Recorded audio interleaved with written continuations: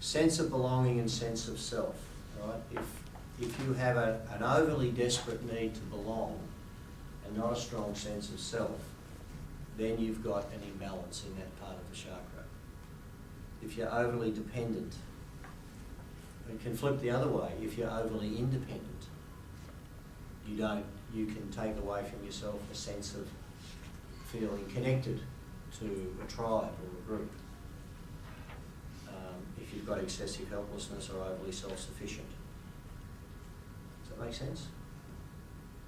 And when you say that's extreme, so we're looking at the most extreme of helplessness would mean perhaps some of those really, really, really obese people that end up being so helpless they just lay in bed and their helpers feed them and keep them big and fat and helpless.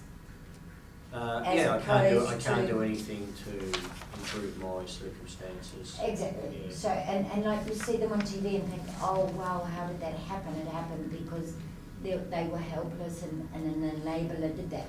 Likewise, if somebody is totally self-sufficient out here, they can be living in a mountain in a cabin and do their own thing and just not have any interaction with other humans. Like Rambo, you bother him if you ask. Yeah. You offer him help. Yeah. Two questions. Firstly, I can see that there's a lot. You're suggesting or telling us that there's a logical clustering between these dotted lines.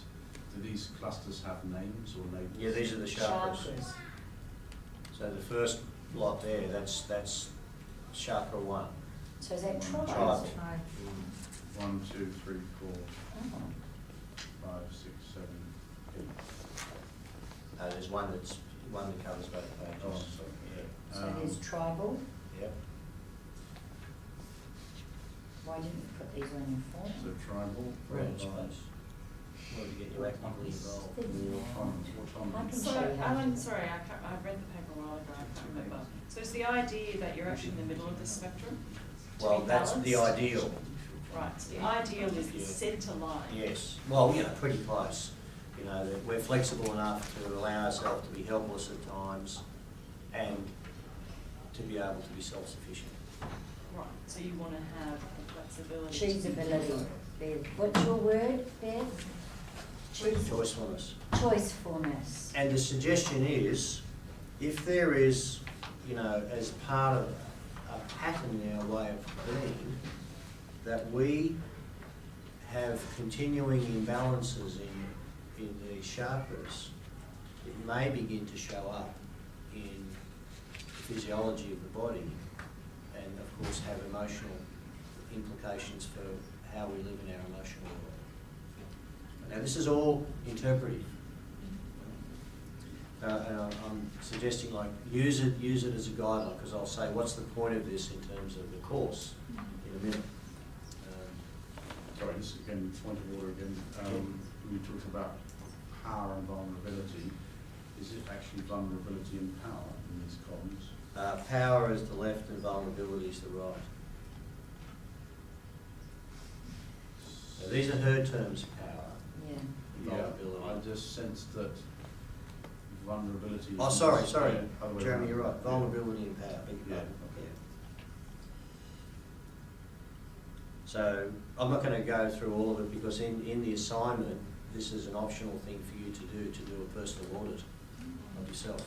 So, I was focusing too much on the structure to pay attention to the meaning, but we're looking at the balance then on each of these chakras. We would look at ourselves or someone as being out of balance between one side and the other potentially. Yeah. What we're looking for is there a recurrent imbalance that can be happening, which we then could give some clues to body areas that are linked to that and issues that's So if we just, so the second block is the second chakra, right, passive through to cooperates. And the name of that chakra is? Well, that's over the page. Oh. Yeah. A couple of pages over, I'm going to go through it all again. Okay. And the third chakra is sense of inferiority to continual loss of sense lost. The fourth chakra expands the bottom of page 1 and top of page 2. I don't know why, but the fifth chakra just only gets a couple of listeners. What's the throat chakra? Yeah, that's the throat one. And then the head chakra is the big one on the second page. And then the seventh chakra is sense of purpose in life.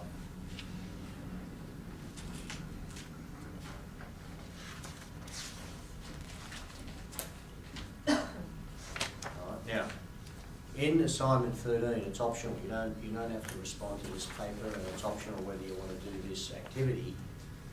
But the offer there is to use this to do a bit of a personal audit of yourself, going through evaluating how you see yourself across these areas of the chakra, and what comes out of that investigation for you. So there's other directions in the assignment on that.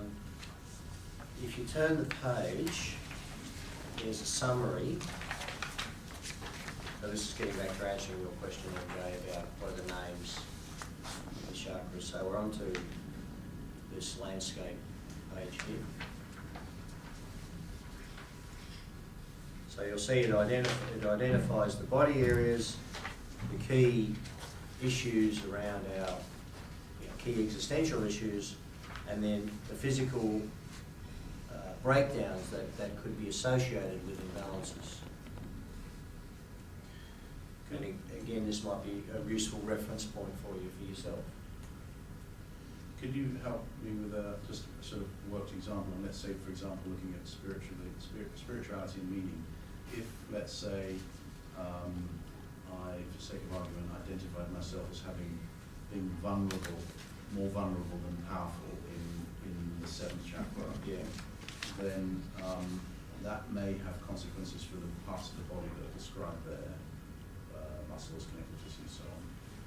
Then the key is you seeing larger pattern, having a sense of purpose in life. This is really, in this example, then I don't see the bigger picture, and I don't have a sense of possibility in life and so on. Yeah.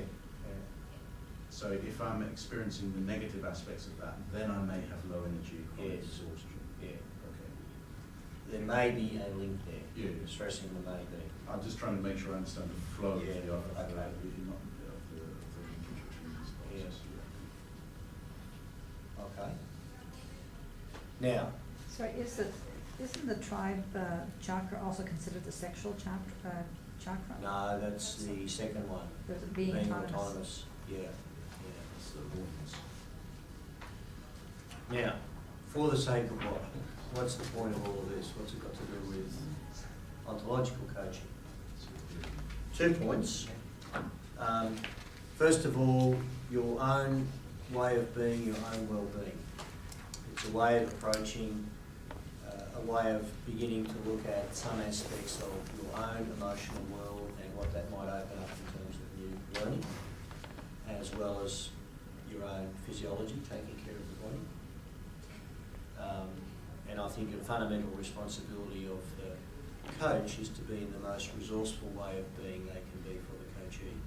So being an ongoing learner and developing our own resourcefulness in our way of being, I think, is really critical of us being in a good position to provide valuable service for people.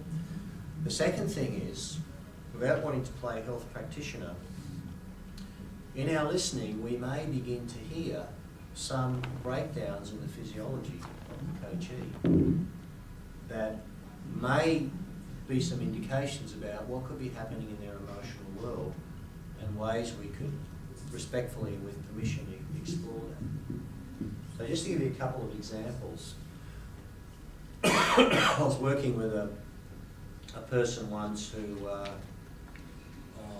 the issue was she kept on getting negative performance ratings about being a team member, and that was holding her back in her progress. And so she asked to meet, and probably 15, 20 minutes into the conversation, she said, you know I've got an ulcer, don't you? A stomach ulcer.